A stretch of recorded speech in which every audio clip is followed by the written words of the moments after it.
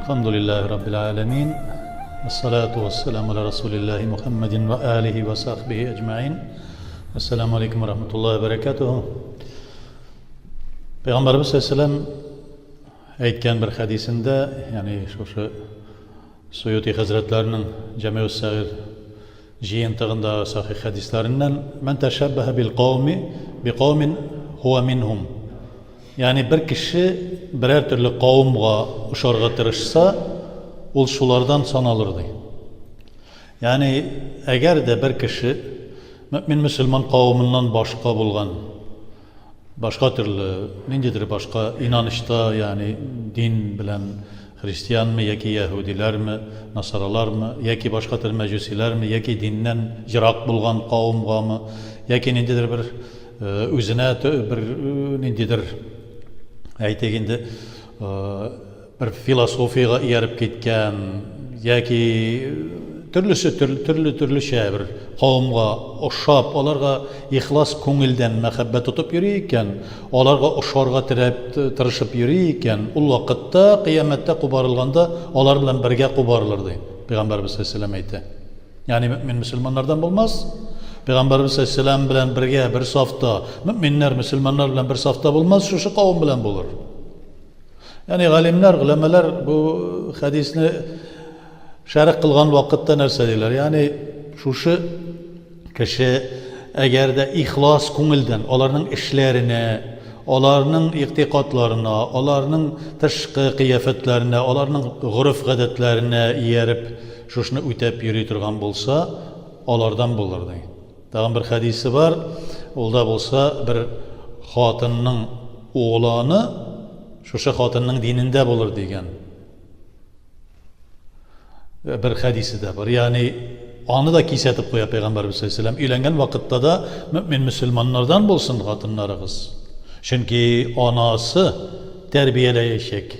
Ya ki mümin Müslüman ettirip terbiyeleyecek, ya ki indi başka türlü dinde, ya ki başka türlü meslekte, başka türlü fikirde terbiyeleyecekti.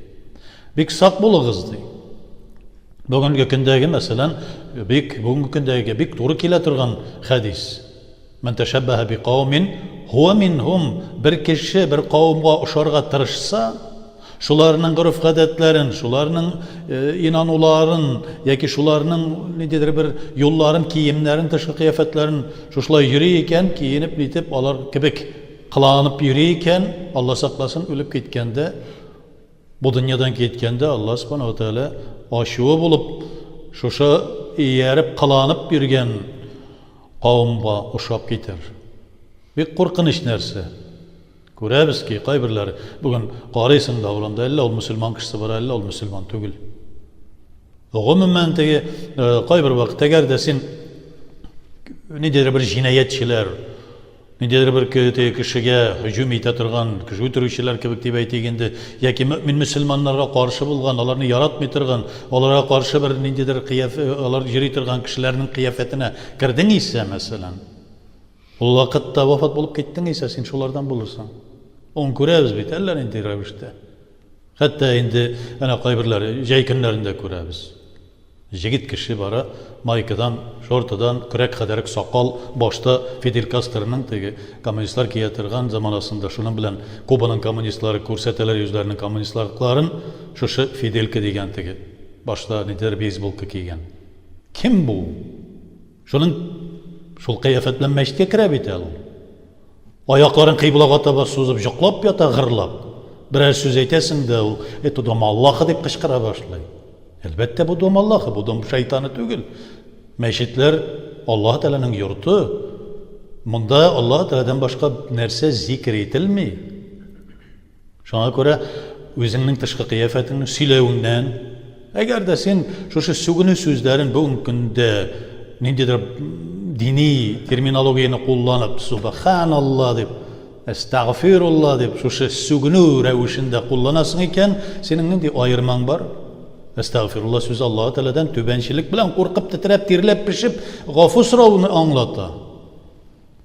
Subhanallah degen şulay gajeplenip bütün koңilin Allah Teala bilen nuru bilen, Allah Teala'nın nuru bilen tuğulup Subhanallah nindi matурлык нинди Аллаһ Тәгаләнең рәхмәте дип әйтә торган сүзне әгәр дә син шулай теге урам малайлары кебек Subhanallah брат, Астагфирулlah брат дип шулай йөри башлыйсың икән.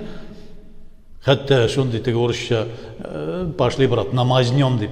Бу нинди сүз бу? Намазнем. Каян килеп чыккан? Шушындый сүзләр белән йөрисең икән, димәк син ла илаһа иллаллаһ Мухаммад Расулуллаһ сүзләрен кабатлап йөрсәң дә, әгәр дә теге кавымга ошый торган булсаң, син димәк ул кавымнан буласың. Димәк син урам кешеләре белән бергәлектә сафта басып торачаксың. Дингә тел тидергән, динне мыскыл итеп, дин белән шутит иткән кешеләр сафында булачаксың. Әгәр дә синең кыяфәтең, тышкы кыяфәтең ниндидер дәрәҗәдә гәүрәтең капланмаган икән, Көндә күрәбез аны. Гомумән мөселманнар гәүрәтләрен каплап йөриләр. Нидер трусыдан гафу итегез, шорты булса трусы ул. Ул өйдә йөри торган мәсьәлә, бакчада йөрергә мөмкин аның белән. Пляжда йөрергә мөмкин. Майкадан нидер, ләкин мәчеткә киләләрме шуның белән? Урамда бөтенесе шулай йөри бит. Эссе бит диләр җәй көне. Эссе булсын. Җәһәннәмнең уты тагында эссерәк. Мондагы эсселеккә түзгән кешеләр җәннәтнең күләгәләрендә, шушындый бер ярау җирләрдә булырлар, чишмәләр янында булырлар ди. Шуңа түзгәннәр. Яки инде, мәсәлән, һәрбер нәрсәдә, әгәр дә син тәкәбберләнеп йөрисең икән, кемнәр тәкәбберләнеп йөри бу дөньяда? Минлек кыяфәте белән, тәкәбберләнү рәвешендәге киемнәр киенеп, яки тәкәбберлек кыяфәте белән кемнәр йөри? Димәк син шулардан буласың.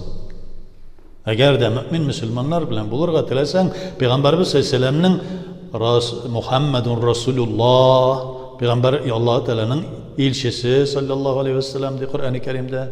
Валлазина магаху, анарга ияргән мөмин мөселманнар ничек? Агиззатун галал кафирин, азиллатун галал муъминин. Ягъни кирисенчә азиллатун галал муъминин, агиззатун галал кафирин алар.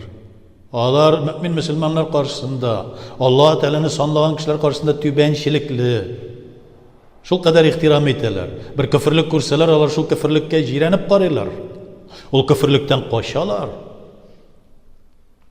Шуңа әгәр дә син урамнарда, әгәр дә бер кеше, бер дустың, аны да әйтә Пәйгамбәрбез саллаллаһу алейхи ва саллям, дуст тотканда карагыз, сезнең дусларыгыз нинди? Әгәр дә синең дустың ниндидер бер кабахәтлектә йөри икән, син алтындаган мөмин мөселман булсаң да, син дустың белән бәрабәр буласың, бергә буласың. Кыямәт көнендә дә, Аллаһ Тәгалә каршында да.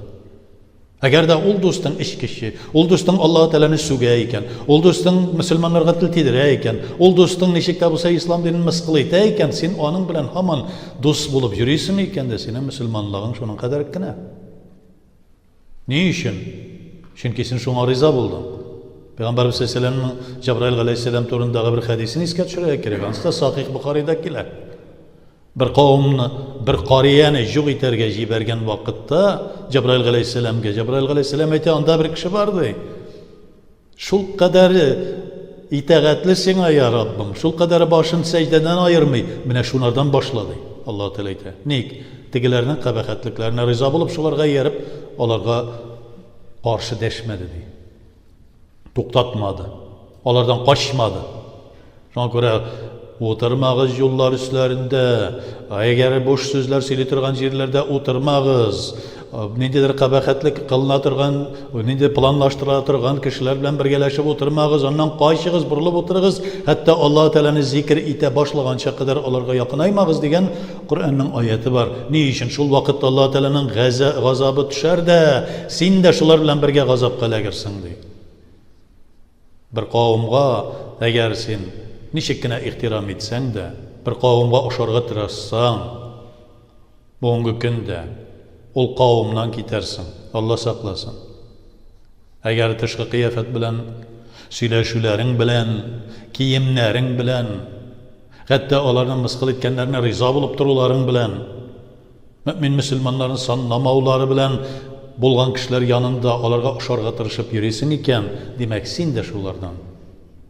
Бүгенге көндә аяныч ки, кайбер яшьләребез алны артны белмичә, уңны сулны белмичә, кием мәсьәләсенә дә игътибар итмиләр, мөмин мөселманнарны киресенчә Әнә аларныкы дөрес түгел дигән булып.